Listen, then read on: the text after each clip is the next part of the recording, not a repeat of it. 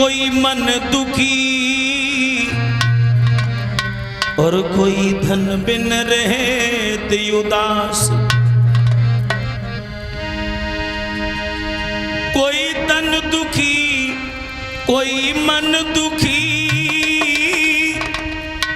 कोई धन बिन रहते उदास। थोड़े थोड़े सब दुखी पर सुखी राम के दास। बताया संसार में कोई भी सुखी नहीं।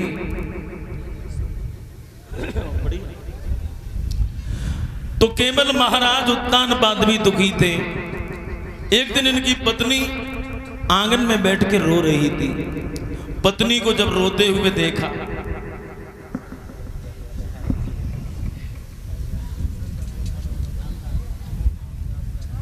और ये श्रीमान रामदास दत्ता और ये हमारे बहुत शुभ चिंतक हैं, 100 रुपए से हमें सम्मान कर रहे हैं,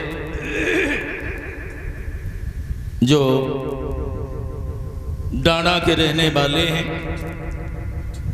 वो केवल हम आशीर्वाद की कामना करते हैं, बुजुर्गों का, माताओं का, बहनों का आशीर्वाद हमारे साथ बना रहे तो शायद हम अपने लक्ष्य को प्राप्त कर लें। यही हमारी इच्छा आकांक्षा है। इधर जब सुनीति को रोते हुए देखा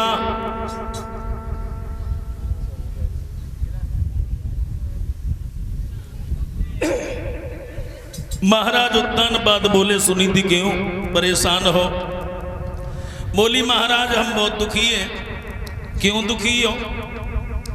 तो सुनीति कहती है, महाराज समाज में बड़ी बदनामी हो रही है। समाज की नारियां तुम्हें नेबल और हमें बांझ बताती हैं। इस बात से हम बहुत दुखी हैं।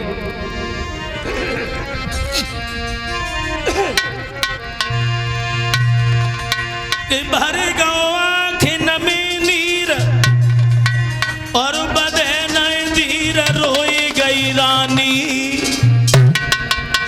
और नए घर में कोई संतान सैया हुई रही है बदनामी।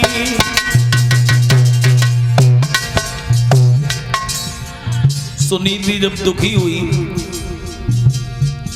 हम कहा करें कि जाए किन्हें सुनाए जब दुख की कहानी। सोई इतनी कह के रुवन लगी महारानी। महाराज इसी बात की चिंता में सब रात नींद नहीं आती है, मौत तलक नहीं आती है सब।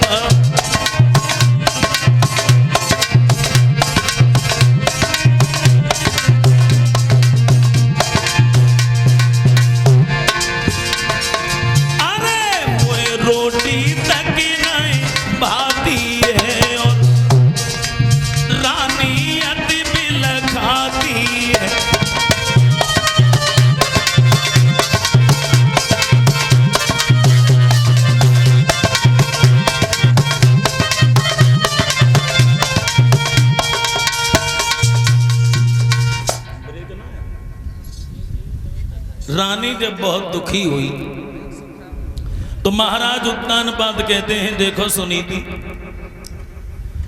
सुत देना अथवा न देना ये तो भगवान की इच्छा है, लेकिन कभी चिंता नहीं करनी चाहिए। चिंता करने से उम्र घटती है, मनोकामना पूरी हुआ करती है भगवान का चिंतन करने से, भगवान का भजन करने से। सुनीति कहती है, महाराज मैं इसलिए नहीं चिंतित हूं, मैं इसलिए दुखी नहीं हूं कि मेरे कोई लड़का नहीं है, केवल मैं तो इसलिए चिंतित हूं कि हमारे साथ साथ तुम्हारा भी सम्मान चला गया। समाज के लोग तुम्हें भी गलत नजर से देख रहे हैं। महाराज घर में चाहे कितने भी रत्नों के भंडार भरे हों, लेकिन एक पुत्र रत्न के बिना ये सारे रत्न शोभा नहीं देते। और बोली है सुनीति,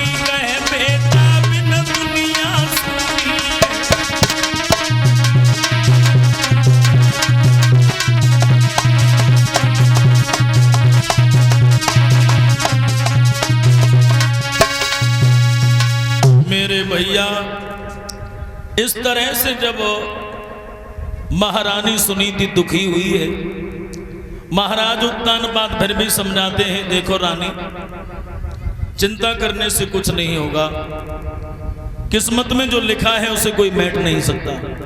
सुनीति बोली, महाराज बुद्धि में एक बात आई है। क्या? महाराज, इस अयोध्या की गद्दी का कोई उत्तराधिकारी भी नहीं है, दूसरी शादी कर लो, और दूसरी शादी करोगे जब हमारी छोटी बहन आएगी, हो सकता है उसके कोई लड़का हो जाए, तो कम से कम इस गद्दी का उत्तराधिकारी तो हो जाएगा। और जो ये बात सुनी, वैसे ही महाराज उत्तानपाद कहने लगे, सुनीति तुमने घर बिगाड़ने का तरीका बहुत अच्छा ढूंढ लिया।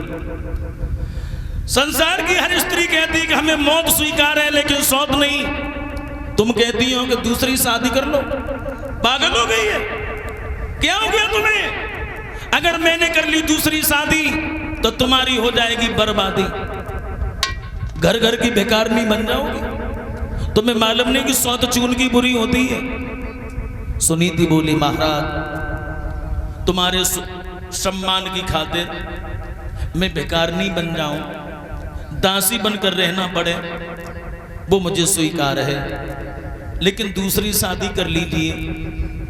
मंत्री ने भी कहा, महाराज, रानी की अगर इच्छा है तो दूसरी शादी कर लो।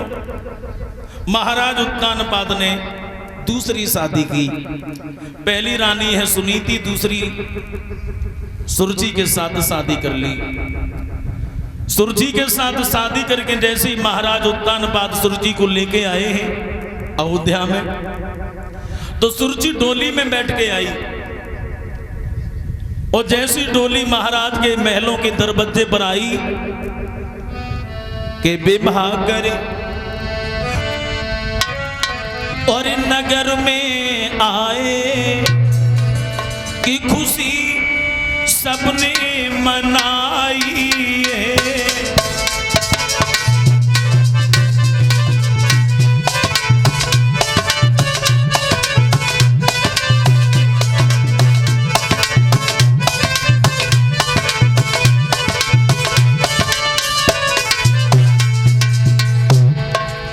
शादी करके जब लाए, बड़ी खुशी हुई। विवाह करे नगर में आए, खुशी सब ने मनाई है। वो सुनीति रानी थी पहली, बस सुरुचि